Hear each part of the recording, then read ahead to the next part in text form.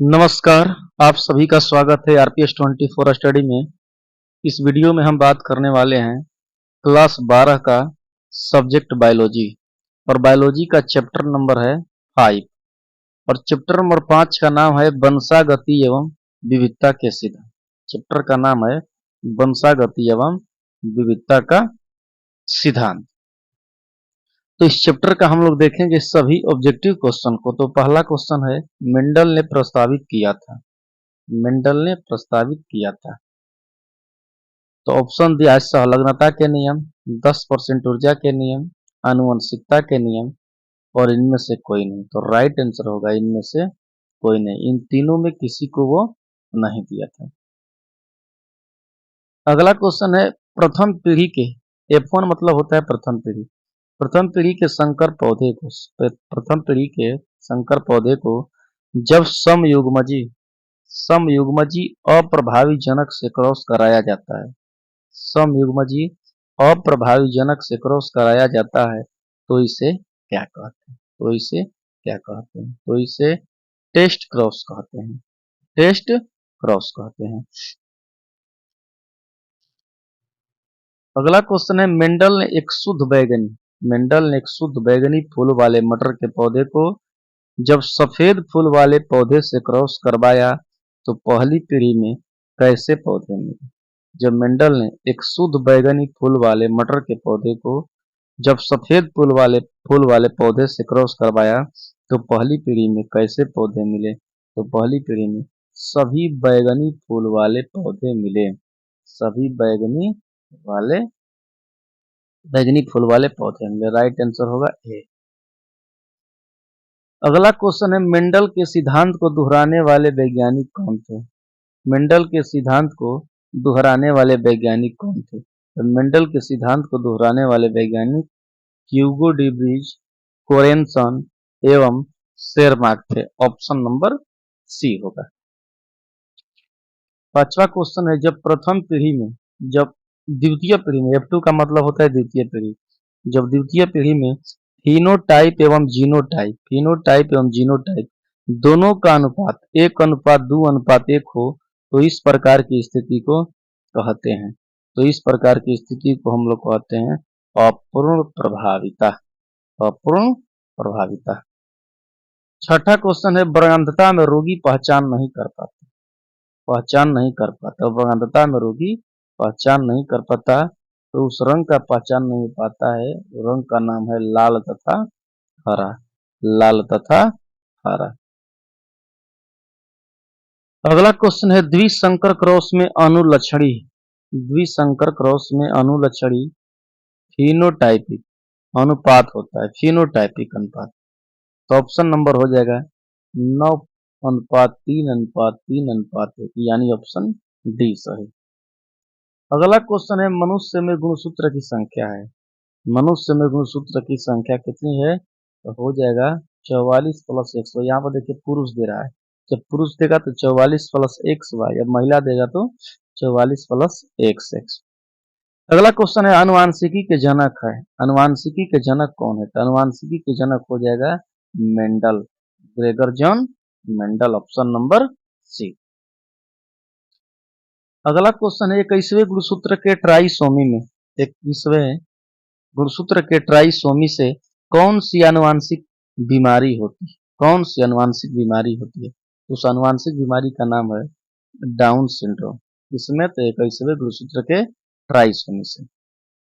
अगला क्वेश्चन है, किसी परिवार की अनेक पीढ़ियों के लक्षणों का विश्लेषण कहलाता है।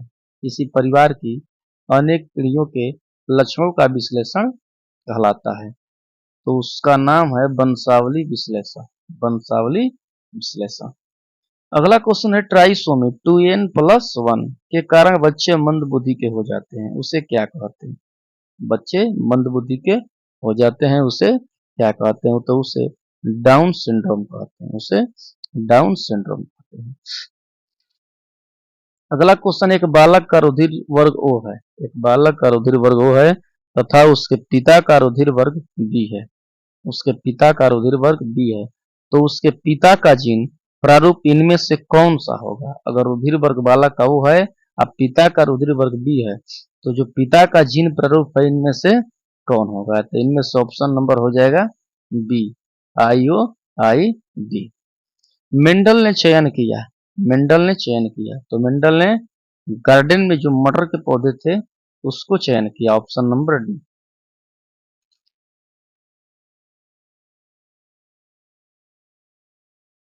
15 क्वेश्चन है हंसियाकार रुधिर अणु, हंसियाकार रुधिर अणु और रक्तता में अमीनो अम्ल संघटक होता है, संघटक होता है, तो हो जाएगा ऑप्शन नंबर सी, बीटा श्रृंखला में बेलिन द्वारा ग्लूमेटिक अम्ल।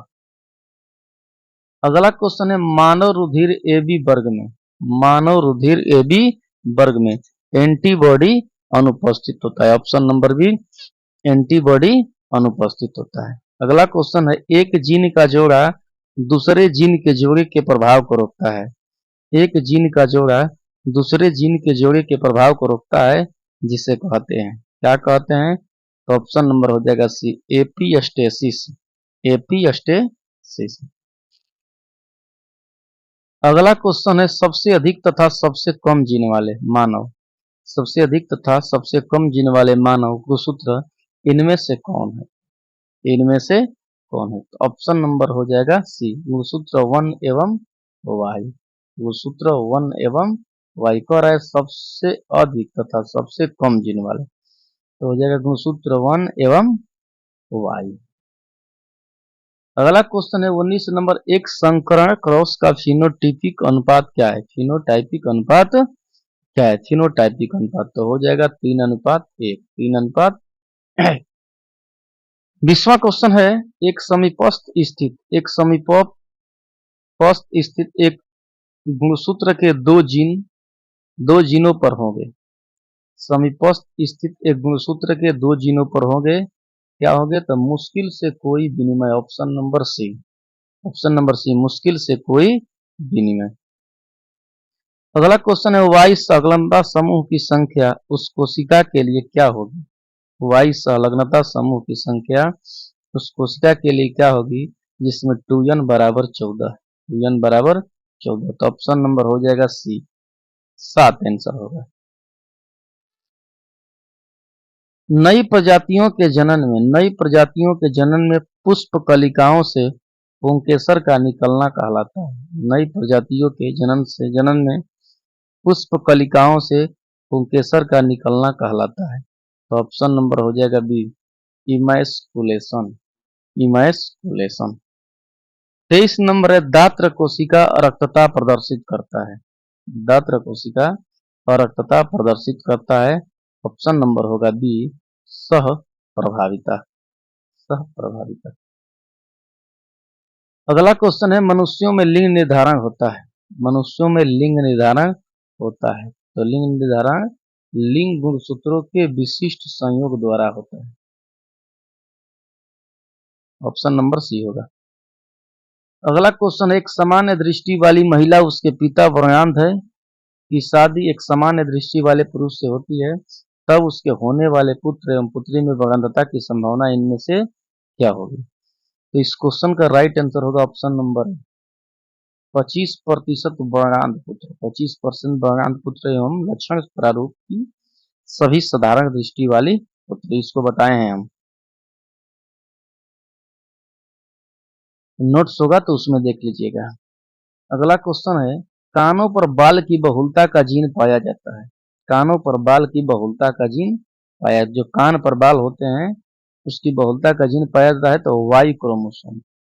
देखिएगा अगर कोई कोई व्यक्ति होंगे तो उनके कानों पर बाल मिलेगा, ये वाई क्रोमोसोम पर इसका जीन पाया जाता है जिसके कारण होता है। अगला क्वेश्चन है सिकल कोशिका एनीमिया किस प्रकार का रोग है? सिकल कोशिका एनीमिया किस प्रकार का रोग है? सिकल कोशिका एनीमिया किस प्रकार का रोग है? तो इसका राइट आंसर होगा ऑटोसोम संबंधित रोग, ऑटोसोम संबंधित रोग, ऑप्शन नंबर बी सही। मेंडल के नियम का एक अपवाद है, मेंडल के नियम का एक अपवाद है, तो राइट आंसर होगा ऑप्शन नंबर सी, सहलग्नता, सहलग्नता है मेंडल के नियम का एक अपवाद है। अगला क्वेश्चन है A B A A A A B B C C से कितने प्रकार के युग्मक का निर्माण होता है? तो इसका राइट आंसर होगा ऑप्शन नंबर ए 2। नर युग्मक में A B A B A B B ऐसे दिया है, कह रहा है जीनोटाइप बराबर भागों में उत्पन्न किए गए तो उस व्यक्ति का जीनोटाइप होगा, उस व्यक्ति का जीनोटाइप होगा, तो उस व्यक्ति का genotype capital A small A, capital B और small B, option number C होगा। इनमें से कौन रक्त समूह सार्वभौमिक रक्तदाता है? सार्वभौमिक रक्तदाता है, तो ऑप्शन नंबर डी हो जाएगा, option number D O blood group, O O, option number D O blood group, option number D होगा ओ ब्लड ग्रुप। एक ही स्थान पर उपस्थित रहने वाले जीन, एक ही स्थान पर उपस्थित रहने वाले जीन जिनकी विभिन्न अभिव्यक्ति हो कहलाते हैं, जिनकी विभिन्न अभिव्यक्ति हो कहलाते हैं, क्या कहलाते हैं? तो ऑप्शन नंबर ए हो जाएगा बहुअलील, बहुअलील, बहुअलील कहलाते हैं। विभिन्नताओं का स्रोत है, भिन्नताओं का स्रोत है, तो विभिन्नताओं का स्रोत उत्परिवर्तन है, उत्परिवर्तन है। क्रॉसिंग ओवर किस अवस्था में होता है? क्रॉसिंग ओवर किस अवस्था में होता है? क्रॉसिंग ओवर पैक्टीन अवस्था में होता है, पैक्टीन अवस्था में होता है। अगला क्वेश्चन है बिंदु उत्परिवर्तन में एडेनिन गुआनिन द्वारा प्रतिस्थापित होता है, बिंदु उत्परिवर्तन में एडेनिन गुआनिन द्वारा प्रतिस्थापित होता है, तो राइट आंसर होगा ऑप्शन नंबर सी ट्रांसवर्सन में, ट्रांसवर्सन में, ट्रांसवर्सन में।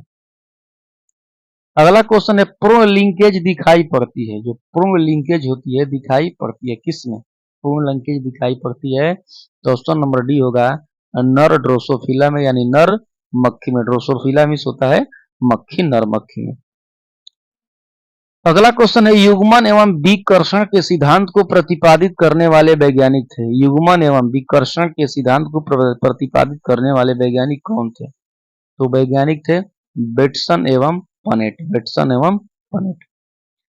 लास्ट क्वेश्चन है चैप्टर का 38, मानव रुधिर ओ वर्ग है, मानव रुधिर ओ वर्ग में, मानव रुधिर ओ वर्ग में तो एंटीजन अनुपस्थित होता है, इसमें एंटीजन नहीं होता है बल्कि एंटीबॉडी होता है, एंटीजन अनुपस्थित होता है, मानव रुधिर वर्ग में एंटीजन अनुपस्थित होता है, राइट आंसर होगा ए।